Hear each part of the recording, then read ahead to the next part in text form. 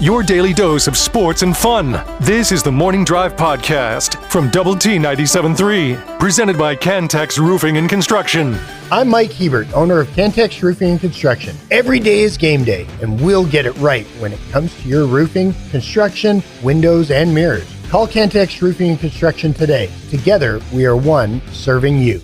With Jamie Lent and Jeff McGuire, I'm Chuck Heinz. Last night on Double T 97.3, we had Red Raider basketball with Grant McCaslin. And he was talking about his relationship with the head basketball coach at Arizona.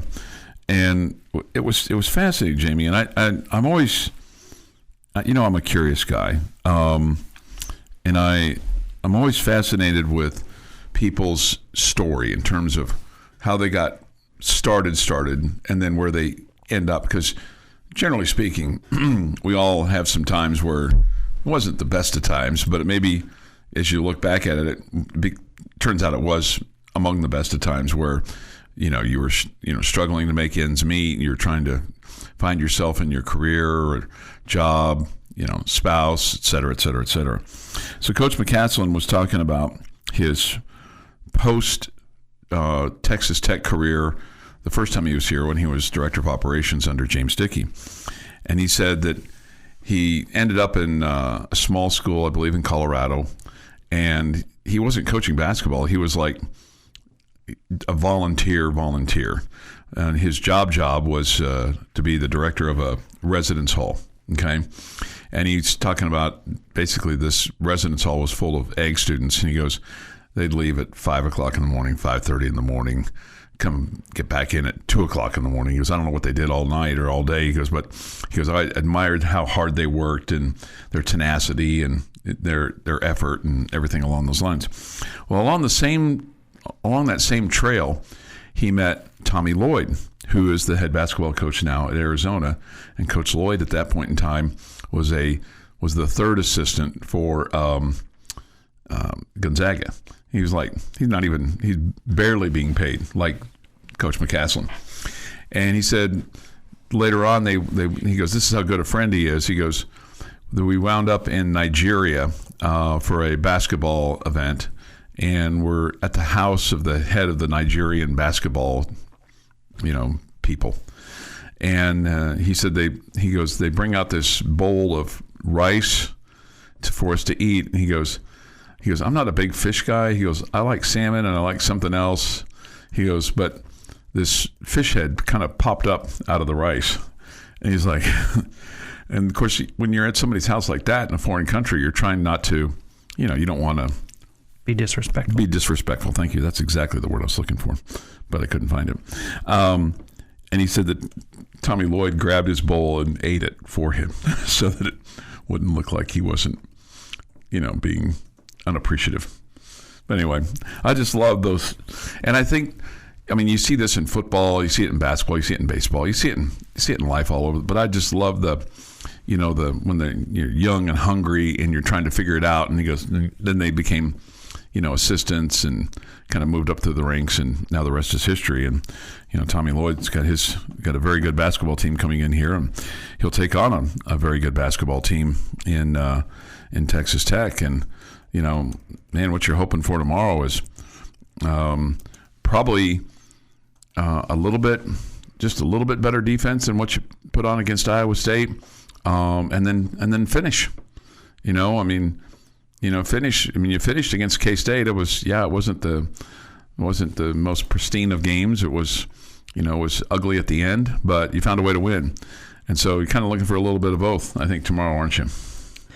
Yeah, definitely improved defense compared to last Saturday, where you allowed your opponent to shoot over 52% from the floor. You definitely want to shoot a little bit better from the free throw line, where you left some opportunities out there in a close game. You know that those missed opportunities can really hurt you. Even going back to Tuesday night when you won at Kansas State, you missed 3 front end of 1-and-1s that really could have cost you. That it ultimately didn't. You won the game, but. So that's clearly an area that you want to get better at a little bit. Last Saturday, you were also really dominated with points in the paint by Iowa State. So that's probably another area where Coach McCaslin feels like this team needs to improve. I felt like they did a much better job with that on Tuesday against K-State, but that's something that moving forward, I'm sure he's making sure his team is paying attention to. And what you're hoping for more than anything else is, too, that everybody's healthy. From a Red Raider standpoint, learning, after the K-State game that JT Toppin wasn't feeling the best of himself, and you hope you get more minutes out of him. He's averaging almost 25 minutes a game, but you'd like to see a little bit more than that. McMillan's right at 30. Well, I mean, he's run into the issue of late of A, being sick, and B, being in foul trouble. That right. has cost him a lot of minutes, so that factors in. I think one of the big questions that you have moving forward is, how's Darion Williams' ankle? Mm-hmm. And is he able to go a full whatever you need out of him, because he's so incredibly important to this team. Both those guys averaging 16 a game. Darion Williams has scored more points than JT Toppin. 64 more points to be exact. He's played 4 more games. Yeah, he's missed some games. And Williams obviously is shooting more from the outside. He's 20 of 54 from beyond the arc. And the guy that leads you in that, and you hope that you can get some from him tomorrow, is Chance McMillan. He's at 48%, 37 of 77. Would you like to see your best shooters in that 45% range? Is that kind of where you'd like to see, 40 to 45, or? Are we talking about 3-pointers or 2-pointers? Yeah, 3. I mean, if you're at 40% in 3-point range, I think you're really good. Yeah, and you're really good. And you're becoming and you're shooting. It's not like you're 2 of 5 or something like that. Well, 2 of 5 you'll take. That's 40%. Yeah, I know, but I mean, what I'm talking about are the guys that, like McMillan, who's lifted 77 of them so far, and he's made 37, so he finds himself at. He probably shoots more than 5 a game on average, I guess. Yeah, because he's at. Maybe not. He's probably pretty. He's right at 5. He's right at 5 because he's played 16 games. So 77. 16 times 5 would be 80. So so it's pretty close, around there. Right around there. Hawkins is a guy that's at 39%. Christian Anderson is a guy that's 41%. Hawkins has been a bit of a surprise at how good he's been from behind the arc. Yeah. And Kerwin Walton, even though he's struggled to. Here of late to get to more minutes and time and shots, he's a 39% 3-point shooter. Which speaks to how well he was shooting before he went into the slump. The Morning Drive podcast from Double T 97.3 is presented by Cantex Roofing and Construction. It's Friday, January the 17th, 2025. Here is Jeff McGuire. Good birthdays today. Mm-hmm. Good birthdays this weekend. Okay. Don't miss Monday. Okay. Don't miss Monday. Okay, here we can't even get through Friday before we're I'm just worried about letting Monday. everybody know that you want to be paying attention on Monday. All right. Put it in your calendar. Okay. 1952 NFL Draft, which I thought was super early for the NFL Draft today. Bill Wade, quarterback, University of Vanderbilt, is the number 1 pick by the Los Angeles Rams. 1970, Sporting News names Willie Mays as Player of the Decade for the 60s. Man, great decade. Hard to argue with it. Mm-hmm. I also like that they did it after the decade was over as opposed to second year in. 1962, Player of the Decade. How do we know? Okay. We got 8 years. Has that happened before? Many times. Many times. It's happened many times. With where 72, 82, 92, 2002, this 2020. is going to be the guy that is the Player of the Decade, and then you're like, it's like... They're giving him the award. Well, they just name him. It's not like an award that they hand out. They don't. There's not like a ceremony or anything. This sounds like it was an award that was handed out by Sporting News. This one may have been, although I'm willing to bet it was just an article they published. 1988 AFC Championship game at Mile High Stadium. Denver Broncos beat the Cleveland Browns 38-33. The fumble game. Ernest Spire at Denver 3-yard line with 1:12 remaining. Sorry, Risa. It's probably still a wound. 1993 AFC Championship, Joe Robbie Stadium. Buffalo Bills beat the Miami Dolphins 29-10. Woohoo! Dallas Cowboys in the NFC Championship game at Candlestick Park beat the San Francisco 49ers 30-20. Another woohoo! And in 2004, after blowing a 10-point lead in the second half and withstanding a 3-minute stretch in which the lead changed 8 times, Ronald Ross converted a pair of late steals into breakaway dunks, and the number 22 Red Raiders won 75-66 over Baylor for their 10th straight victory. Nice. We didn't talk about Prohibition starting yesterday because it's more fun to talk about it today because it's National Bootleggers Day. Oh, nice. Nice. It's also Hot Buttered Rum Day. Okay, I'm out. I'm out on the hot buttered rum. I've only had it once. It was okay. I think it's one of those, if you find a good rum that it's with, it's better. I don't know that Does it taste, does the butter, does it have butter? Yeah, it's a cream. See, I'm out on the butter. I'm just not a big butter guy. I don't eat a lot of butter either. I like. You don't drink a lot of rum either. I've never had rum. Yeah, I'm just not a big butter guy. Rum is a very flavor expanded beverage. Okay. I guess there's a lot of different flavors that can go with it that can or cannot help a cocktail. Big happy birthday today, Tom Stone, 59. Happy birthday, Coach. 59, wow. Birthday, Coach. Also, your starting quarterback, Baron Morton, turns 23 today. Okay, that's good. On Sunday, former Red Raider Lawrence Flugents is 45. Nice. Today, Jake Paul, 28, Jim Carrey, 63, Steve Harvey, 68, Michelle Obama, 61, Dwayne Wade, 43, Zooey Deschanel, 45, Kid Rock, 54, Maury Povich, 86, Trevor Bauer, 34, and Tanner Shepard is 38. Feels like Kid Rock should be older than 54. He looks older than 54. I would have guessed him to be around that age, around my age. Yeah. So, yeah, he's a little older than me, but yeah. And on this day in What's your favorite Kid Rock song, John? I don't know. Cowboy, maybe? Cowboy's good. Yeah. Can you hum a little bit of it for me? 'Cause I want to be a cowboy. Oh, yeah, I like that song. Baby. Yeah, I like that one. I mean, remember, I'm not an artist and title guy. If I recognize, oh, yeah, I like that one. This day, 1953. Prototype Chevrolet Corvette sports car makes its debut at the General Motors Motorama Auto Show in New York City. The Corvette, named for a very fast type of naval warship, would eventually become an iconic American muscle car and remains in production today. And that's this day in sports history. All right, we got one off the Yates Flooring Center chat line. This from Double T Stat Guy. I'm celebrating my 69th birthday today. He's in his 40th season of stat taking and accumulating over at Texas Tech basketball. That's awesome. That is awesome. That is awesome. I mean, that's a passion job. That's a love to do job. I would love to do what he does. I would love for him to teach me to be as good as him. Yeah. I think I would love that. He'd be a good mentor for you. He absolutely would. Yeah. And a fun guy to hang out with. Happy birthday. Happy birthday to Double T Stat Game. That 93 Cowboy Championship game, stop me if I've told this story before. Have I told this story before?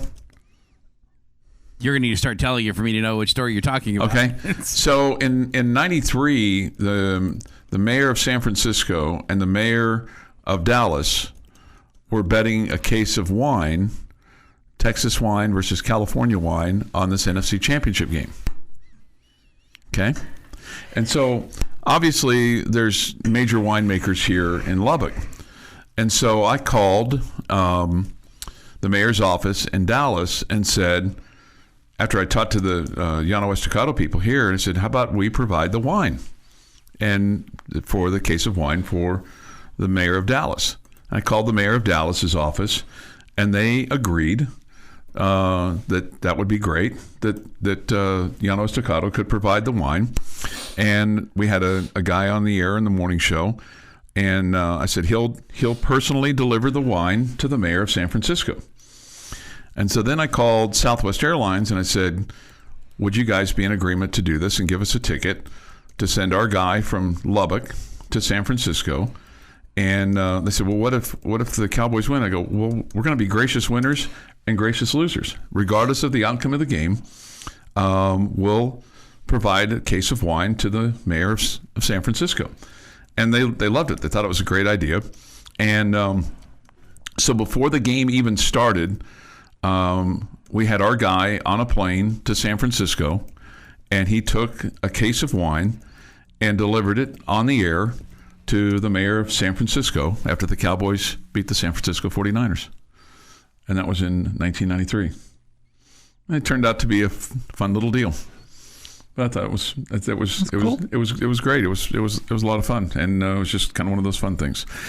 6:52 this morning here on the Morning Drive. Thoughts, comments, Yates Flooring Center chat line. Go to doublet973.com for that, of the mobile app. The mobile app is presented by Happy State Bank. Man, we've got 3 different high school doubleheaders on the air for you tonight, as we'll have Lubbock Cooper girls and boys traveling up to Plainview to play the Bulldogs at that gym. That's a tough gym to play at, Jamie, the Bulldog gym. Oh, yeah? Yeah, where the Angry Red live. And then Friendship girls and boys. And that game on 100.7, the score, begins with the girls at 6, and then the boys to follow. And then the Friendship girls travel down to Midland Legacy for a girl-boy doubleheader. We'll have those games for you on Double T 97.3. And you think that'll be a tough task for both those teams? Legacy on the girls' side is undefeated in district play, so I think they'll probably be the biggest challenge for Friendship. Okay.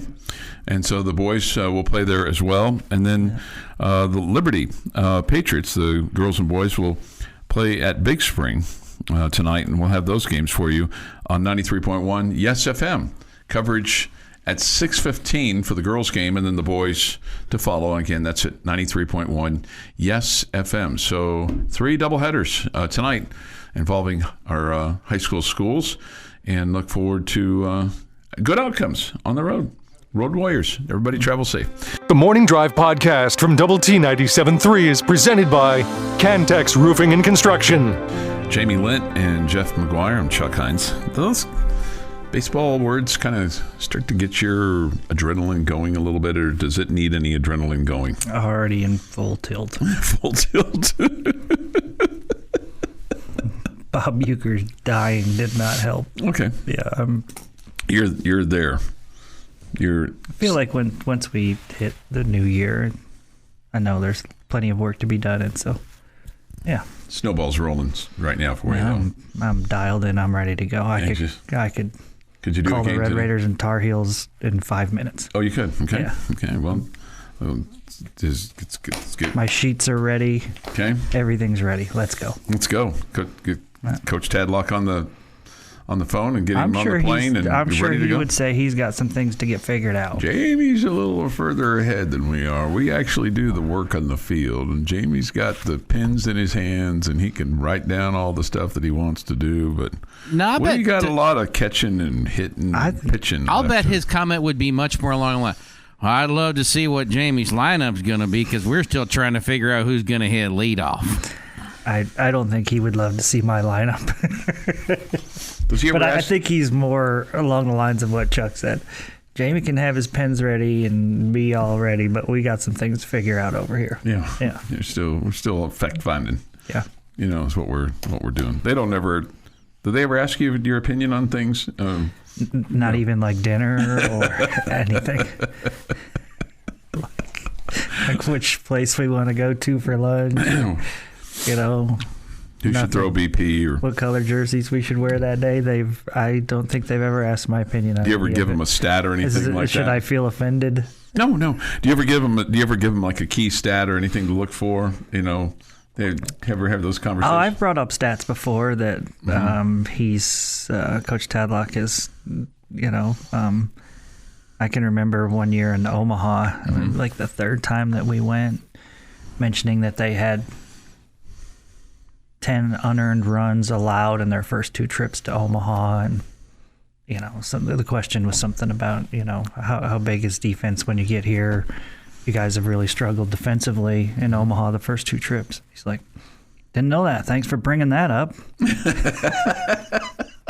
It wasn't complimentary. It wasn't like. No, he wasn't like, wow, Jamie, that was really in deep. No, he wasn't thrilled. Okay. Other times where I'd bring up, your team is, I don't know, 10-0 with this guy hitting in the leadoff spot. You know, what's been the difference? And he's like, don't talk about those things, Jamie. You don't want to jinx them. Yeah. So, yeah, there's some of that. Okay. This is why he doesn't ever ask for my opinion. Okay. If the head coach needs my opinion to make this thing work, like win games, we probably need to get a new head coach. Just to be clear, nobody's asking for my opinion on anything. I mean, occasionally I'll give it. Yeah. I'll give him a number, I'll give him a number. So, I did have a junior college basketball coach once in a while that would, like, what do you think today? Who should we, who should we start? No, I had that. I would, well, she's playing pretty well, or he came off a big game. Last time you guys played, he had 16 against this team. Oh, he did? Yeah. Okay, I'll start him tonight. Right now, I get that too. Right before we do the pregame, I'd say, "Okay, Coach, who we going with?" He always had names like big fella, little fella. That guy, this guy. It's like, and big fella, little fella, he'd be good. Rainbow. We had a guy who Rainbow. Yeah. And this is before the three-point shot. Taking a different meaning now. His name was Dexter Ambo. We called him Rainbow because he put up these rainbow shots. Oh, okay. Okay, that's why Rainbow. High archer. Rainbow. Yeah. So, all right. Coach Grant McCaslin and his basketball team will take on Arizona tomorrow, and this is a game that you'll hear on Double T 97.3 and 100.7 The Score, beginning at high noon. The tip is at 1 o'clock tomorrow afternoon. The rebounding situation, Texas Tech's actually done a pretty good job, a really good job. You've out-rebounded your opponent 36-31 in Big 12 play. You have more offensive rebounds than your opponents so far. Arizona finds himself in a situation where in the non-conference plus the conference, they're doing a really good job of out-rebounding their opponents by about 7 a game, 6 a game. But in the Big 12 portion, it's right at 9 in the regular year, but in the Big 12 only by a couple. And Coach McCaslin talked about the message to his team to out-rebound this Arizona team. We actually have done a good job on the offensive glass, and I think for the most part, our team physically, with playing maybe a smaller group of guards like Chance and Christian and Elijah, we've got to be physical on every box out. I mean, we really have to try to create as much area, and then our guard rebounding is important. And take the game against Kansas State, and Christian Anderson has 6 rebounds. So that's where we've got to continue to grow, is how do we team rebound, and how do our guards continue to be some of our leading rebounders in games. And we'll get JT back, because when JT's healthy, he's a problem on the glass, and missing him the last couple games with injury, his ankle and his sickness, I think when we get him back, we can really start to not just be a good defensive team, but be a great rebounding team. Yeah, when you look at Toppin's numbers for the entire season, he averages, Jamie, 8.7 rebounds a game, but when you just peel out the Big 12 portion, he's down to 5.4 a game, which speaks to, what he was talking about, the injury to the ankle, the sickness, et cetera, et cetera, et cetera. The foul trouble that's kept him off the court. He's not played as many minutes, but kind of what he had talked about a little bit early on there. I've heard coaches say before, really good basketball teams almost always have good rebounding guards. Okay, and so Texas Tech is not blessed with a ton of height. They're not massive inside by any stretch of the imagination, but they have good athletes, and Federico's doing his part. D5 is doing his part. I mean, all those things, all those guys are contributing, but you have great athletes, and when you have athletes like Christian Anderson, or you have athletes like Chance McMillan that can compete due to effort and due to just pure athleticism, getting loose rebounds. I'm not saying they're going up against a 7-footer and out jumping him, but especially in this era of 3-point shots, when there's so many 3-point shots going up, where are most of the rebounds coming? They're not coming down at the rim. Yeah, they're longer rebounds. They're longer rebounds, and so you need your guards to be active and helping out in that regard. And so I think when you have the athletes that you have with the wingspan that you have, Overton's another guy. You have the ability to still be a good rebounding team, even if you're not blessed with a ton of interior depth. And speaking about JT Toppin, and thinking about just in the Big 12, like you said, the fouls, the sickness, the ankle, etc. He's tied for the lead in Big 12 play for defensive rebounds on your team. He's got 19, and Darion Williams has 19, and then Chance McMillan has 18. And those defensive rebounds are just so critical because it keeps teams with second chance opportunities limited.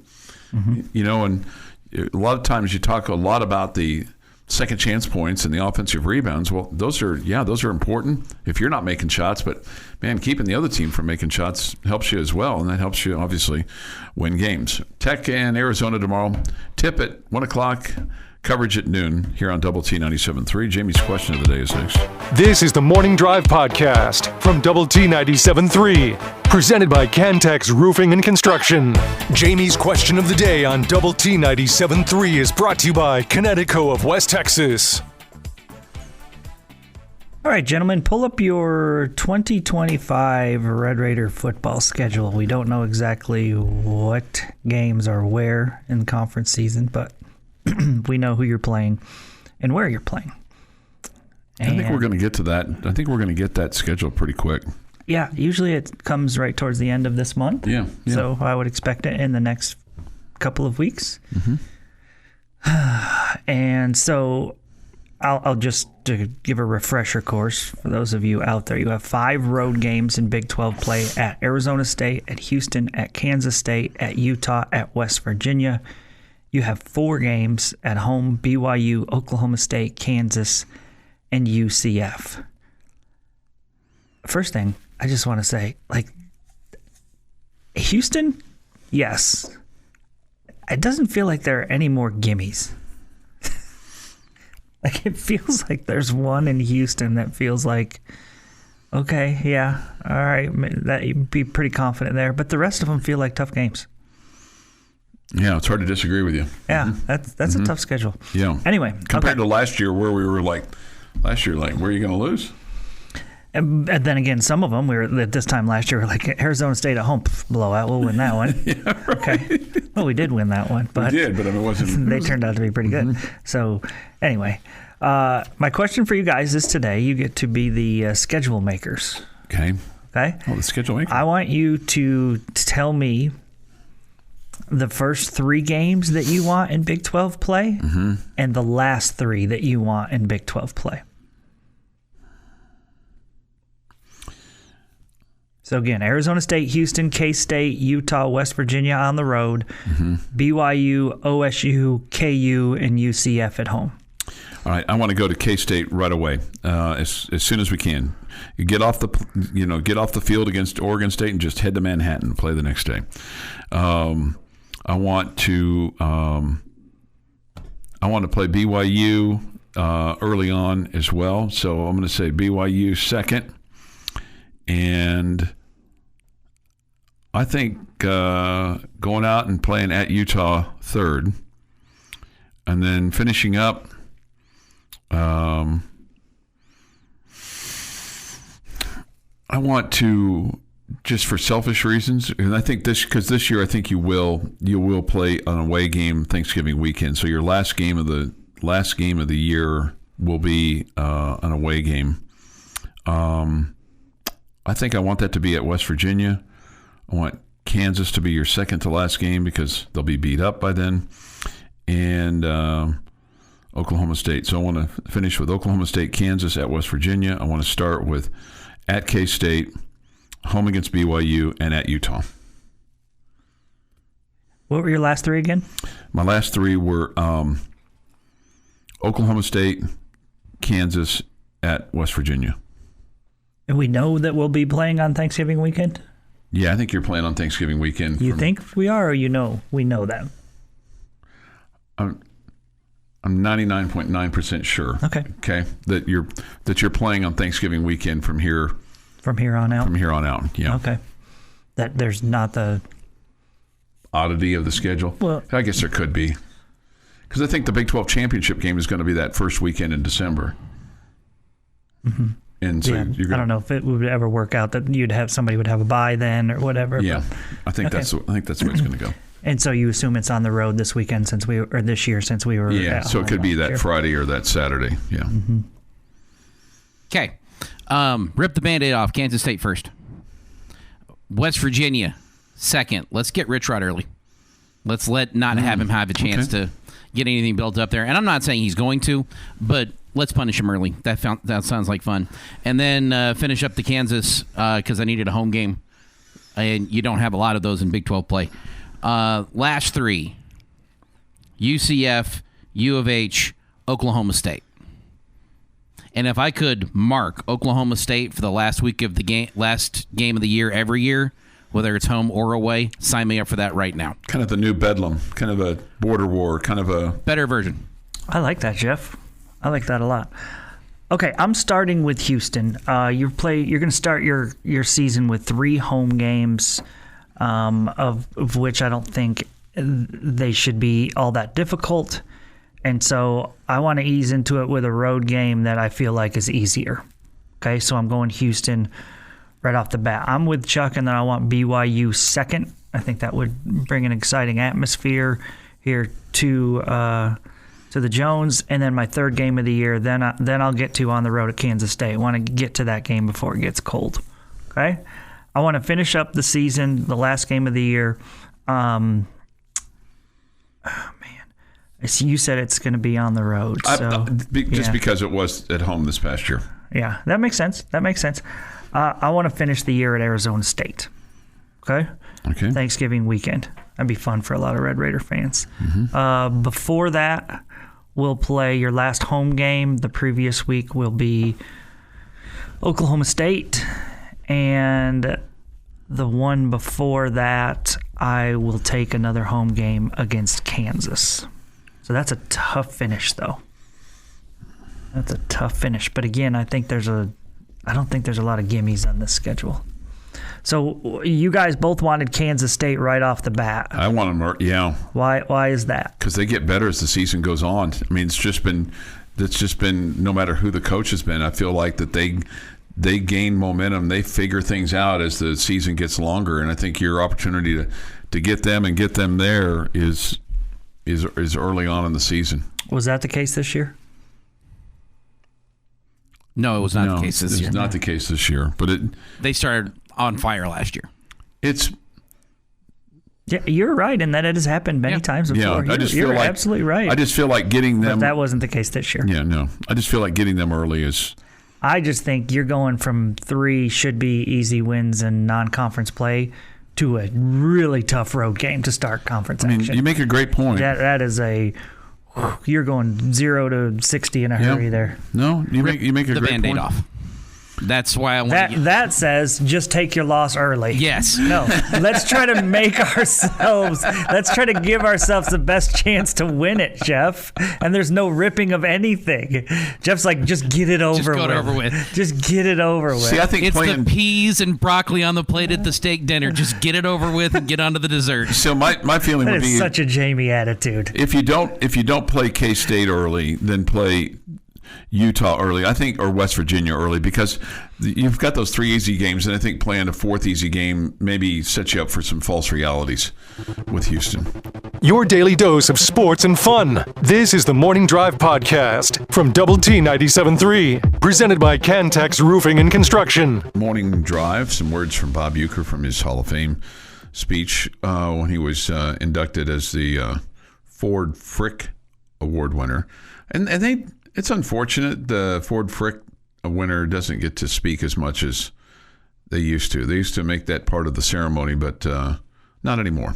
It's done in a different setting now and I think the NFL version of that for the announcers is in the same vein. I'm willing to bet they weren't going to let Bob Uecker not speak. At the at that particular time. That's when they gave it. They honored the announcer at the same time as they inducted the players. And by the way, the baseball Hall of Fame to be inducted folks will be announced on Monday. Those that elected to the Baseball Hall of Fame, they'll be inducted later in the summer. This is very small of me, Jamie, but there's two huge pet peeves that I have, and one of them is using the word inducted when it's the word elected. When like on Monday, you'll hear a number of people say, well, so-and-so was inducted to the Baseball Hall of Fame today. No, they were elected. They'll be inducted this summer. It's like the Pro Football Hall of Fame will announce its winners during Super Bowl weekend. And those to be inducted will be elected by the people that cast those ballots from a football standpoint. It doesn't necessarily make me a bad person, but it just, we all have our little pet peeves that you go, really? That's what you're going to die on that hill? Yeah. That's one of the hills I'm dying on. I don't think you need to die. Yeah. I would tell you for Jeff and I and for loyal listeners, we are well aware of how much that bothers you. The irritation level is extremely high for me. Yes, we are well aware. You are accurate in your comments. It doesn't bother you. It doesn't bother me. I understand there are people that say it wrong. I've probably said it wrong before in my life, accidentally as well. I'm just not going to get bent out of shape. I know. I don't get bent out of shape when somebody says a ground rule double and it's not a ground rule double. No, when the ball bounces over the wall, that's a book rule double. I don't get bent out of shape over it. I'm telling you it's inaccurate, but I don't get bent out of shape. It's not I wouldn't call it a pet peeve or anything like that. Yeah, there's... that's like the one of many on the list that just makes you who you are, and an outstanding person that doesn't just get bothered by things. Well, there's things that bother me. Don't get me wrong. There's things that bother me. You're drawn off sides. Yeah. Most of them involve me. All right, so we'll have football in the air tomorrow. But before we get to that, do you think Jerry Jones will use divisional weekend, or will he wait for the championship Sunday to make his announcement for who will be the next head football coach for the Dallas Cowboys? Man, all the things that you want me to predict. Me figuring out what I think Jerry Jones is going to do is the toughest challenge maybe you've ever asked of me. Okay. Because you and I will come up with something that we think makes sense. Right. And Jerry will go opposite of that because Jerry likes going opposite. Mm-hmm. So this is one of the tougher questions you've ever asked me, Chuck. I think your thought process of Jerry wanting to be in the limelight, I guess, makes a little bit of sense, but wouldn't he get more limelight if he did it on Monday when there weren't games going on? I think he gets more limelight when there are games going on. Because basically he's just blocking... He's trying to block the limelight from other teams this weekend. Mm-hmm. He would end up ultimately sharing it. And wouldn't he have all of it if he waited towards Monday? If he waits toward Monday, they're all week talking about the Cowboys' new head coach and then finally getting to the championship games on Friday, as opposed to, hey, we're going to announce the game and then all the games happen. You're recapping the games. You'll talk about the Cowboys coach. You'll preview that changes where the Cowboys conversation and the length of it is. He'll wait till Monday if he does it this weekend.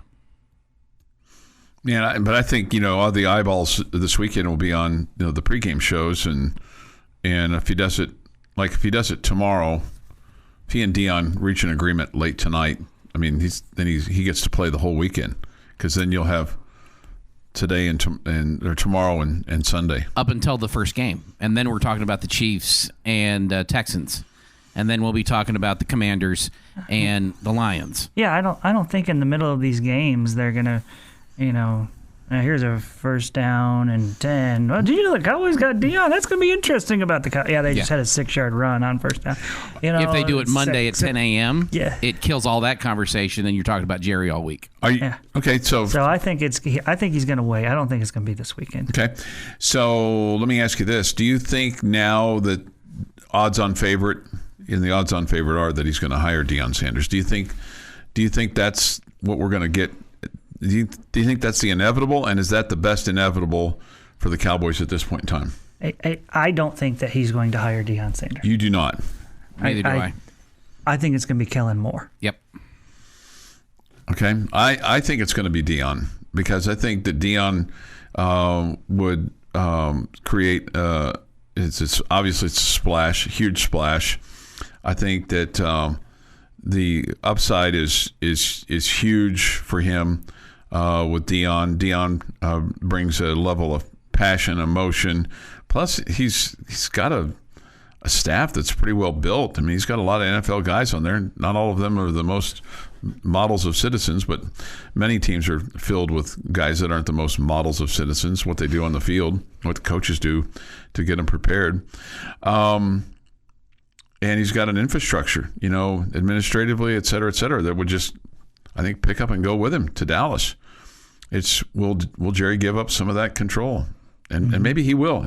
I think there's probably very few people that he would be willing to give that up to, and Deion might be one of them. So, I think and I hope now that Deion gets the job. This has been the Morning Drive Podcast, presented by Cantex Roofing and Construction. Check out our library of Double T 97.3 podcasts at doublet973.com.